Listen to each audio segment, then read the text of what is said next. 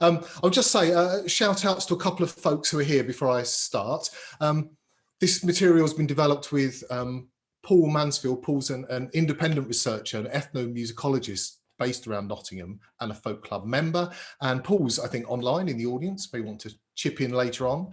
And Jocelyn, who a number of you may know from the Mixed Reality Lab, has also been working on this. Is also a folk musician as well. And if I don't ramble on for too long, and that's already going badly, then there might be a chance, I think, for Annika to say something later, and perhaps Sarah and Barry, because the email suggested that they've been looking at some similar issues, and might be nice to hear from them and have a bit of a discussion. So look, I'll try and rattle on. So yeah, this presentation is about how a particular community of people has gone online, and it's a community of musicians, and it's a community of traditional musicians, people from folk clubs around the area where I live, Beeston. And I think what makes them interesting is that they are probably reluctant adopters of the technology. There are some technical evangelists in there and people with know-how. I'm perhaps one of them. But by and large, I don't think there's any doubt that this group of people would not have set up an online folk club had they not been forced to do that in March. And that makes their journey particularly interesting. The study that I'm going to talk about was opportunistic. It started with practice. It started with me being a member of these folk clubs and wanting to continue to meet people and play. And only after this had been going on for a while did it look interesting to be my research head switched on. I thought, oh, hang about, these, you know, we're doing something that could generate some insights. The encounter with Paul was particularly interesting. We didn't know each other particularly well before this, and certainly not as researchers. So to meet somebody else in the club who was clearly thinking along the same lines, but from a very different point of view, an ethnomusicological one, having studied folk clubs in the UK for a while and published about it, was a lovely chance encounter. And it led us on this journey of studying the clubs. So quite a bit of my talk will just be in the data, telling you what these folks did. But at the end, I will try and draw out some themes. I don't think I've got to the bottom of them yet, or we have, but you know, to welcome your responses to those. So let's make a start. I'm going to talk about two different folk clubs, but they have got kind of overlapping memberships to some extent, and certainly histories, and they're both based around Nottingham. So the first is the Carrington Triangle, named after a triangular area of Nottingham where it's based, not after a musical instrument. The club has a history going back, it must be at least 30 years, possibly more. I think I've been going there for well over 20 on and off. And this is what it looks like on a normal night. The upstairs room of a pub, people singing, people playing, sometimes there are guests, but mostly people stand up in turn and do their song. Everyone drinks beer, everyone chats at the interval. And clearly this became impossible once lockdown started. So this is what the Carrington looks like today. And the Carrington took a familiar route, I think, to most people. They looked at video conferencing platforms and they ended up on Zoom. And it wouldn't surprise me if a good many of you don't do music or dance or similar cultural experiences on Zoom. It turns out to be quite a good platform. They've been meeting on Zoom, I guess. Well, our kind of study really was from March, April through to September, although we've continued to take part and they're still having weekly meetings in Zoom. They tend to get 13 to 20 or so participants, most of whom perform. They go twice around the room, everybody taking it in turns to sing, which is pretty much their traditional format. They don't have guests anymore. So they used to pay for guests to come into the real club once a month. These would be semi-professionals or professionals, typically. And that doesn't happen at the moment. So here's some of the things they learned. Now, kind of quite a bit of what I'm going to say to you, I think you may know already or is going to be fairly obvious, but it's worth kind of restating some of it. It's important. So first of all, audio quality really matters. Most teleconferencing systems are designed for voice. They work quite well for unaccompanied singing, but they work appallingly for instruments, particularly acoustic guitars, whose notes die off very gently over time. And silence suppression and voice optimization algorithms ruin the sounds of those kind of instruments. Zoom has a redeeming feature that a number of platforms don't. And that is, if you look at the settings right now, you can dig down and you can enable original audio. And that means you can disable all of the voice munging that goes on. So one of the things that they learned very quickly is that in Zoom, they were able to make instruments sound more like instruments. And in combination with a good USB microphone and as good an internet connection as you could get, you stood a chance of being able to play a guitar and sing and be heard at a good enough quality that people would be able to tolerate it. So this was kind of probably the first key step for these folks. We all know that muting really matters. Muting discipline was clearly something everybody had to learn early on. It remains a bugbear. It seems to be something that you still almost have to discuss quite often in every club. Now, would everybody mute? Now, would the performer please unmute? Now, would everybody remute? And, you know, there's something missing there. Early on, they wanted to sing in chorus. That's one of the key parts of being in a folk club, is you join in the choruses and everybody sings.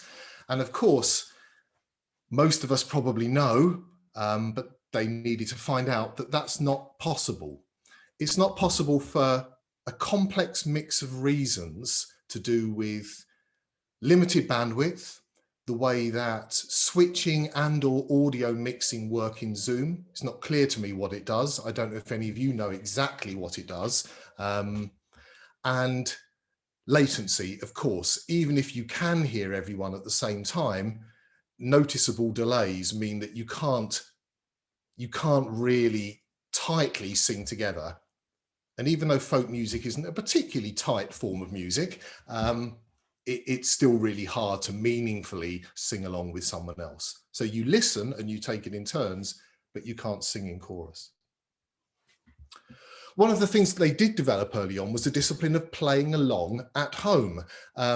So even though the other person can't hear you back, it still feels pretty nice and can sound quite nice if you accompany the person who's singing. Only you can hear that, but it feels good. And that's something that kind of was encouraged by some participants. It has a kind of nice side effect as well, at least personally, that you can warm up and tune up before it's your turn in a way that you never can in the traditional folk club. You can't get your guitar out in the middle of someone else's song and start to warm up. But actually here, you've got a bit of kind of leeway and you're a little bit hidden from what's going on. So you can kind of get ready.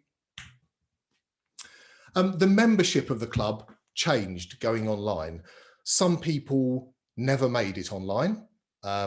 Unsurprisingly, perhaps they didn't want to. One or two certainly informally reported to us that, you know, it just didn't feel like it would be a live or a folk club experience to play to a camera. Some people had had enough of Zoom during the day. Some people hadn't got the equipment. Some people weren't on a good enough Wi-Fi connection. But on the other hand, new members turned up.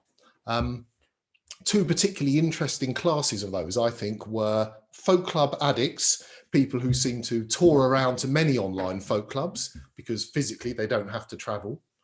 But also the diaspora, some people who had been to the club many years ago, could no longer attend because they'd moved away as far as Scotland, were now able to re-engage, re-perform, become part of the club again.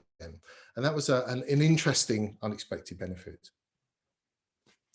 People embraced the visual aspects of Zoom in very interesting ways. Hugh, who is online, maybe I'll talk a bit later on, is a particular master. Yes, you can see him on the right column at the bottom there with his forest background, of using backdrops, animations to tell stories and really embrace that. A number of other participants did.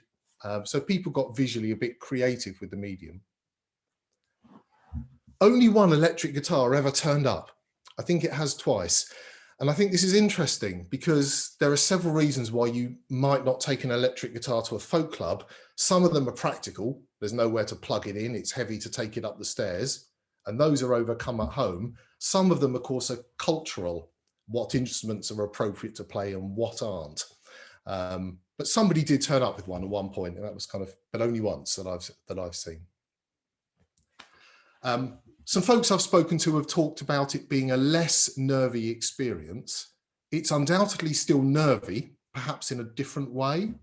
But as I said before, you're perhaps a little bit removed, and plus you've also got all the comforting props around you. I've got my music stand, but you can't see it just off camera, so I can have my notes. I've got various other things dotted around me that you possibly can't see. And these are all kind of props and affordances that kind of help me do things behind the scenes to make my performance a bit better. And we saw a bit of musical bubbling going on. So as people formed bubbles over time, as the UK law allowed them to do, this became an opportunity for musical collaborations. And I haven't asked them, but it feels to me like some folks have deliberately formed musical bubbles so they can play with other people. So couples start turning up in camera who are clearly able to visit each other's houses. And yeah, the one person very closely involved in the club said he felt he got to know people better because it's a single channel conversation. Whereas at the folk club, you sit near the same people, and at half time, yes, everyone mingles as they do the raffle and wander around, but you don't have to hear from everybody. You can ignore people in a room full of 40 people, even if you go there for 20 years and never know who they are. In the Zoom meeting, everyone talks, and you get to know about the backgrounds of all of the performers. Okay, Folk Beeston, number 2. This club took a very different route. Has a slightly different ethos in the club. It's probably a bit more guest oriented and a little bit more performance oriented. Rather than going around the room in this club, traditionally you would get up and come to the front, a bit like people are doing there. And it has a little bit more sense of taking the stage. And that sort of production value, I think, came through into their approach. So they looked at Zoom and decided not to. And in the end, they went for a quite an unusual approach of recording videos offline, stitching them together each week and watching them in a Facebook watch party. So you would go along to Facebook and watch the videos on a Friday night at the same time and chat with other people as you watch the videos. So much more like producing a weekly television show to be watched as a live broadcast, whatever that is, than certainly a Zoom meeting. Over a season, they produced 21 weekly shows. That's quite a lot, between 27th of March and 14th of August. And they would get an audience along to these of 30 to 40 people, typically. They had guest spots. It grew from being once a week to being twice a week. They had about 29 guests appearing in the club. They weren't paying people to do this, and they mostly featured local musicians as guests, but with a couple of nationally known figures turning up. So yeah, this is a typical screenshot of the video they've recorded at home playing out, 33 participants and chat down the side. Here we are in the watch party. Now, as they got rolling through the shows, they innovated and kept adding various bits to their format. So one of the things was became the Doors music. Facebook watch parties, I don't know if you've ever tried to get into one. It's a hideous user experience of finding a way to the page in the watch party, and there are multiple opportunities to get lost, not know what you're doing. Facebook looks different on a tablet to on a laptop. Oh, it's a nightmare. So they would have this 15-minute block of pre-show music recorded that told people you're in the right place, the show's going to begin, 15 minutes, to try and get everyone marshaled, ready for the show. This became a musical opportunity. In the club, you don't normally get 15 minutes to play purely instrumental music. And the musicians actually grasped this, and the Doors music became a thing that people wanted to contribute to, and it got published in its own right. There's on YouTube, the weekly Doors music is now something you can go back and look at. Club members would interview each other. So you didn't just play the videos, but it was encouraged that you spoke about the video. And they broadened to try and get diverse voices in the club. They tried to establish a practice of members interviewing other members, and they rotated that around. So different people would talk to different people about your song, your musical background, why have you chosen this, what does it mean to you? This grew mid-season, the number of interviews and the length of some of the interviews, to the point there was a bit of feedback and people were saying, hey, this is a bit too much, we want more music. In the end, the music turned out to be about 50% of the show. Not all performers like doing the interviews, quite a few don't, but it's something that persisted all the way through. And these were recorded in Zoom, so Zoom rears its head again during the week, but they were saved as recordings and then put into the watch party. Yes, guests turned up. It became 2 a week. They only got a song, one song each per show. So that's very different to the live thing where you get 1 or 2 sets in the regular club. But there would still be guests. They would be interviewed. The club got into the habit of having an after-show party in Zoom for invited people, including guests. One of the rationales for that was to make the guests feel special, and sometimes they would be invited to do a live song in Zoom, but this was for a smaller selected after-show audience. So there was some kind of need to still get together after the show with a guest as well as watch their video. The live chat was used quite extensively for all sorts of things. Of course, there were lots of comments about how do I do this? How do I get in? Has it started? Over time, those faded away. Quite a lot of banter, a running joke about what's at the bar, what beers are available. But at the end of the day, a lot of the comments felt like they were the equivalent of applause. It was polite to acknowledge each performance. However, you know, if you just said great performance, great video, that was enough. This somehow, there was some feedback. I'm not sure if it was an expectation at that point, but the people who made the videos would often be in the chat. That's quite an interesting idea. You record yourself performing and then you turn up to watch yourself performing and you talk about yourself performing to the other people who are present. The community adopted video making with gusto, and people experimented hugely, and they clearly learnt from each other. And there was something of an arms race in video making. Choosing locations, top left, people able to get together in their gardens in the summer. Props and costumes and backdrops to tell stories, top right. Hugh, who's in the audience, recording himself in layered chorus singing with himself, very nicely. Bottom right actually features from a very recent show where the whole community got together to, well, I'm sure Hugh won't report my comments here, create some completely balmy wassail video where everyone's contributing all sorts of kind of festive weirdness to what's going on.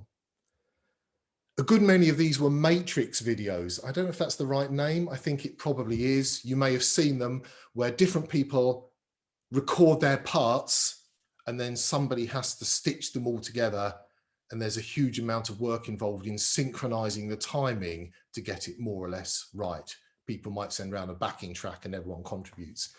But this became quite a thing, that's the bottom left, as it has been on the internet for the past 10 months, lots of bands making these kind of matrix videos. It's the only way that a group, a large group, can appear to perform together.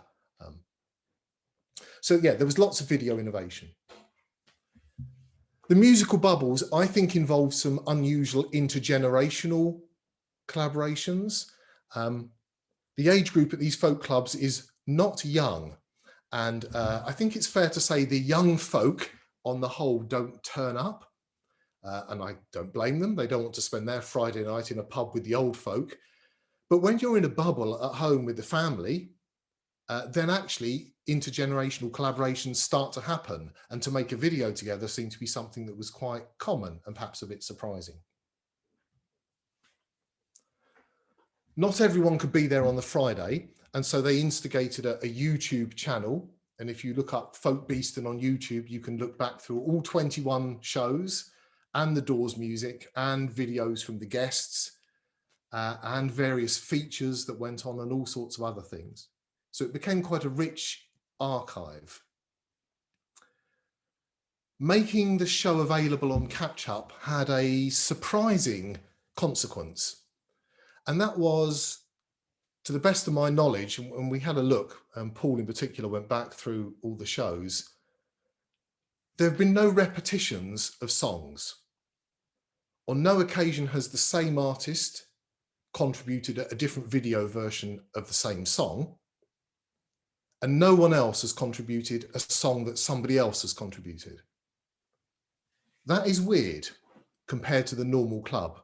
The normal face-to-face club, it's quite common for people to recycle their songs several times, usually not straight after the next week, but people will often do the same song again.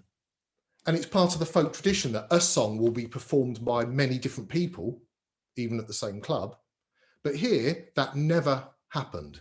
There's something about committing it to recording that means that you were not able to, or wanting to, do the normal thing of go back to the same material and bring it out again. This resulted, I think, undoubtedly in performer fatigue, particularly when combined with the video arms race that was going on. The need to kind of keep up with other people's video innovations and be making a new video each week you wanted to contribute, people said was a pretty hefty demand. The other demand was the production of this. It took a 4-strong team to do it. It involved scheduling shows 3 or more weeks ahead. Every week you had to arrange the audio interviews, the guests, put it into a time slot, make sure that everyone contributed their parts on time. And we all know from running conferences how hard that is at the best of times. Somebody had to edit it together, upload it over the internet. It was a job of work. There was a weekly Zoom meeting of at least an hour to plan each club show. And then there was a huge amount of work in between. I think far exceeding the organisational work that normally went into a folk club. This is an order of magnitude more work than to run a face-to-face club. They got involved in a local music festival. The club was a bit the backbone of doing this. That happened over the summer, where lots of musicians came together and had a day-long festival of live and pre-recorded stuff in a Facebook watch party. And then in September, an interesting thing happened. They finished their regular season with a summer break, and they decided that they wouldn't continue with the watch party format. They liked the shows, they liked the video innovation, but the work was too much. The production work, the performer fatigue, you just couldn't keep it up. Making those 21 shows had been a sort of labour of love, but it had been a labour. And so as they came back for season 2, they headed into Zoom. They did what the Carrington had been doing. And since then, the club has been running in Zoom on a weekly basis. But there are some differences. The club does feature videos being shown in Zoom as well, and that has persisted. It started off with a couple a week, but I think the most recent shows, there have been 4, maybe 6 videos. So they seem to have a sort of blended format where you might turn up and play live, or you might submit a video.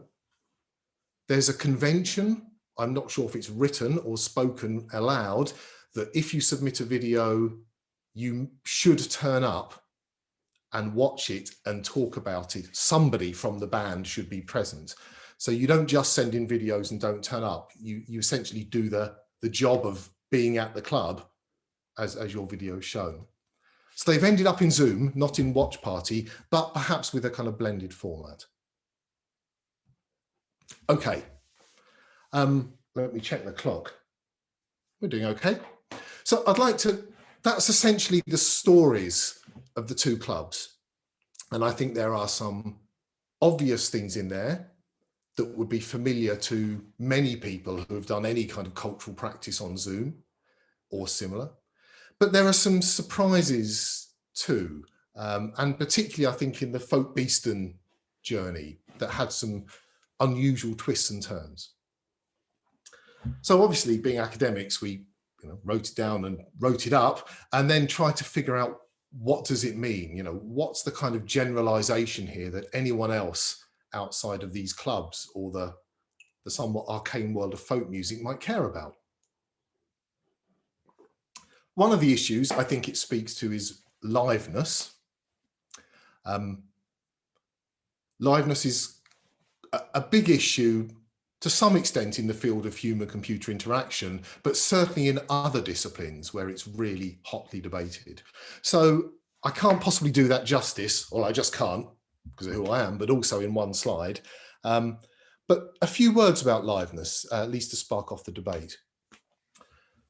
So one thing I'd say is I think you need to reject simple separations between live and recorded.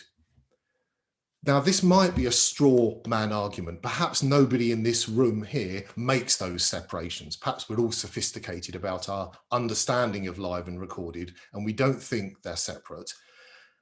But the rest of the world, I think, doesn't hold that view. I think the everyday view of media as a result of marketing is that live and recorded are very different things. Live is always marketed as a prestige premiere experience format, a live gig, a live television show.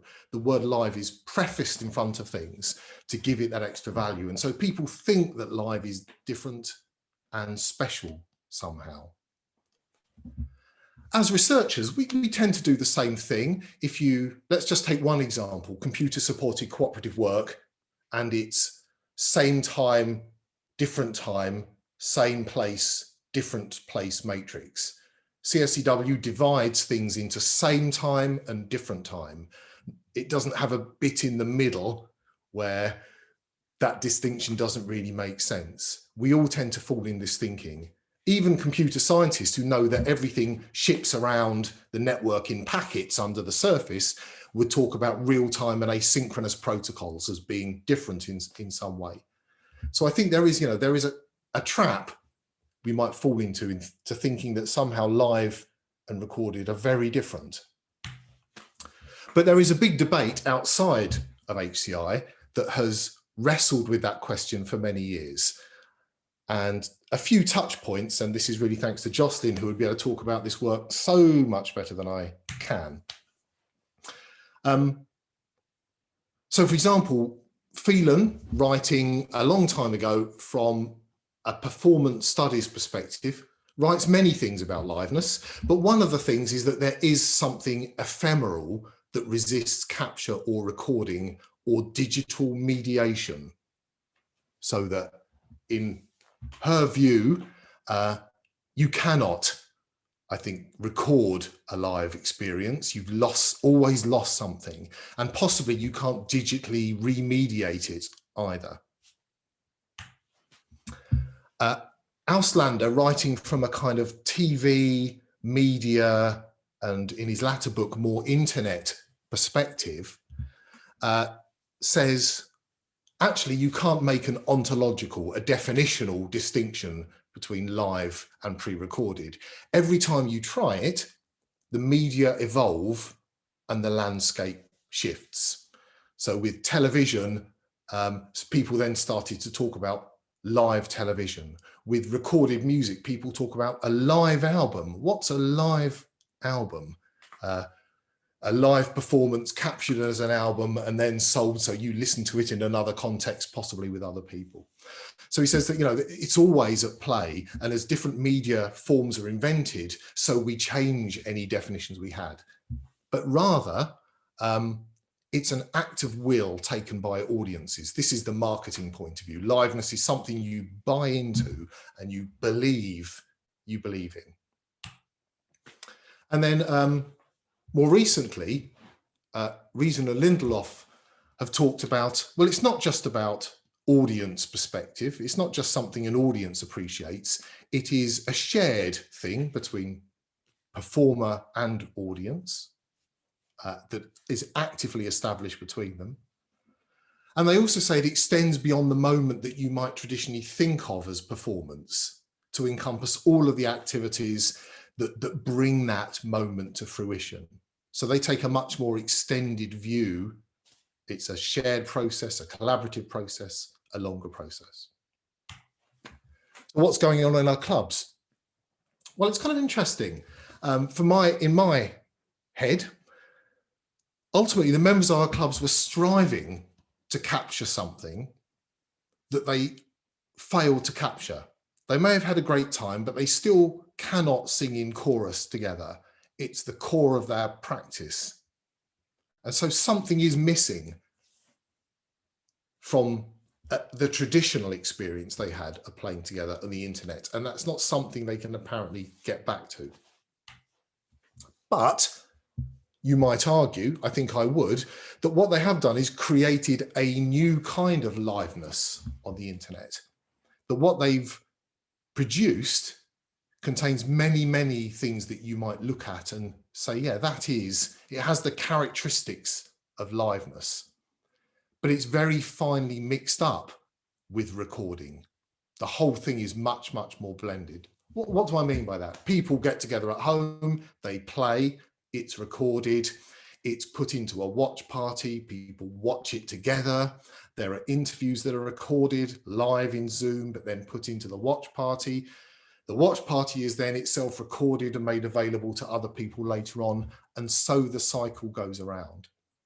You might even argue that the production process itself has got elements of liveness for that group of people. So liveness now is much, much more mixed up with recording and distributed. So it may be that supporting internet on the liveness on the internet involves thinking about where are the opportunities for liveness that come from a broader structure of participation. The folk clubs have gone far beyond the audience performer divide. It never was that strong at folk clubs anyway. Most people who go along perform, not everybody, but most. But now they have the host role and the interviewer role, and there are so many other opportunities they created in their structure for people to contribute, and out of which these moments of liveness comes. And it's all made possible because you can record stuff and then relive it in some way. That's what the platforms do for them. Zoom becomes a recording tool. Facebook becomes a reliving tool, and so on. Okay, second thing we wanted to touch on in less time is one of appropriation of technologies. This is, again, quite widely discussed in the field of human-computer interaction. Lots of papers, or several papers, about how people appropriate things, whether things can be designed for appropriation, designed for unanticipated use or not. That's been a thread. So I think you can make an argument that both clubs appropriated existing technologies for new purposes.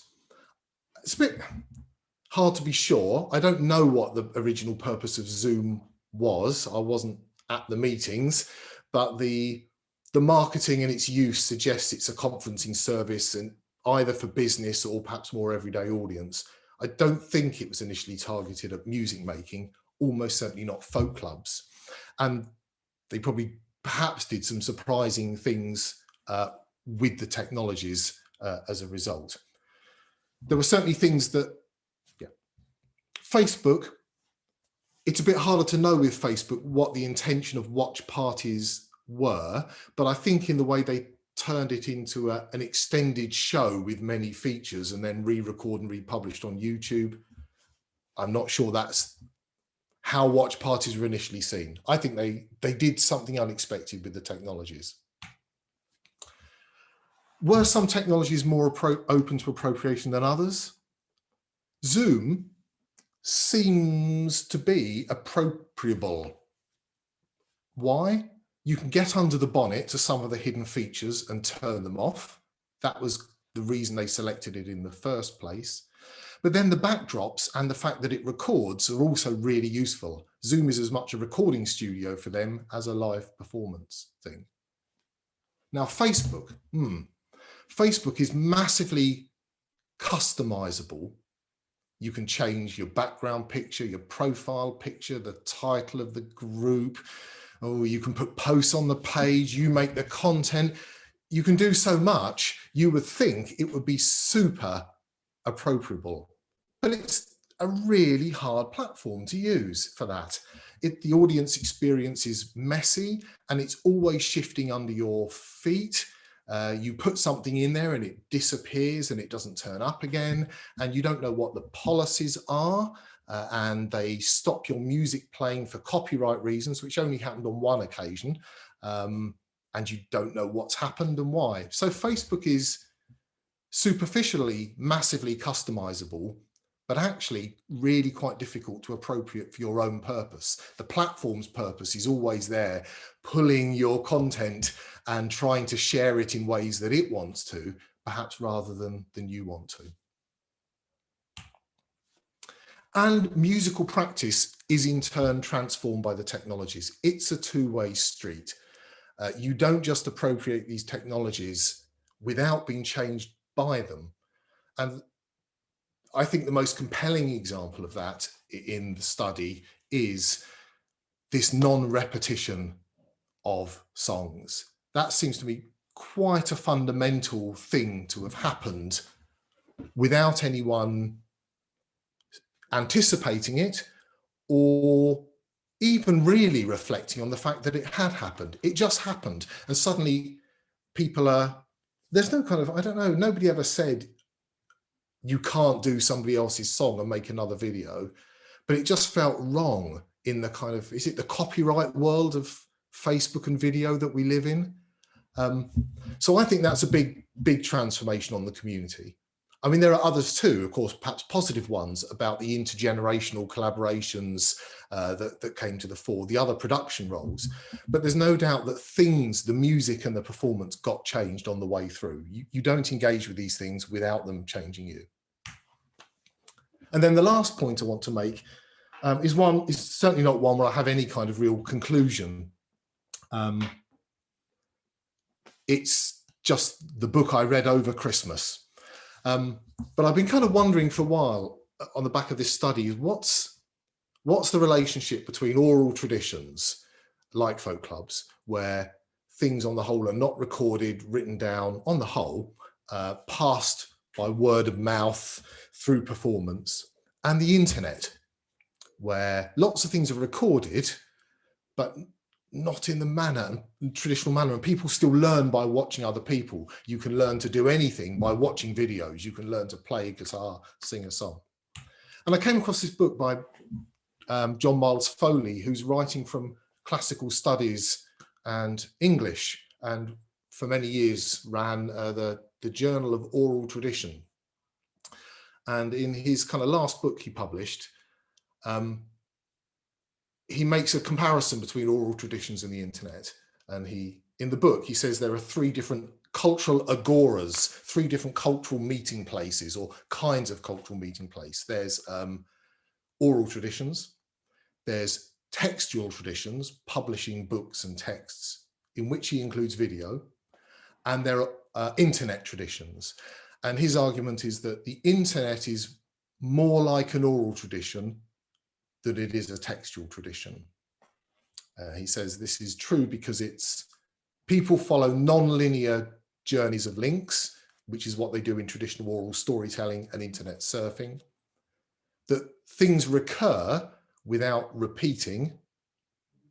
And I never quite in the book got exactly to what the separation was, but there are recurrent performance and storytelling structures, but not strict repetition. A book is always the same every time you open it, I guess. Whereas with the internet, you follow a ritual of doing things, but what you get back differs each time. Ownership is different, he said. I thought it was really interesting. I didn't fully agree. I think the internet might be more different from oral traditions than the book argues, but it resonated with, well, what I saw in the folk clubs. It's interesting, the similarities perhaps between what was done before and what was done on the internet.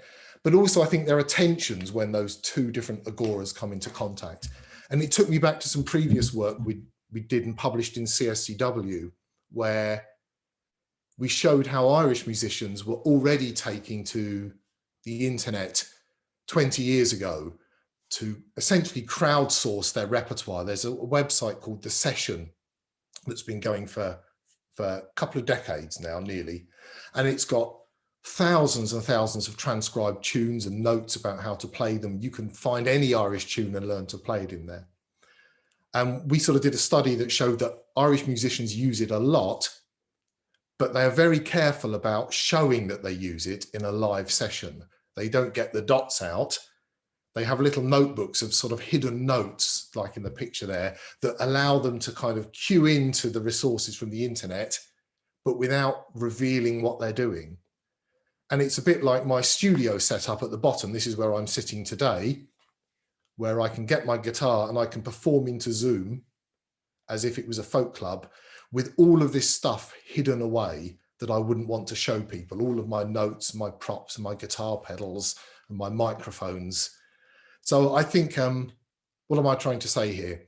I think there are fascinating similarities between oral tradition and internet, but there are also interesting tensions where the two collide, and we've seen a couple of them in this talk. So with that, I'll stop. Bottom line,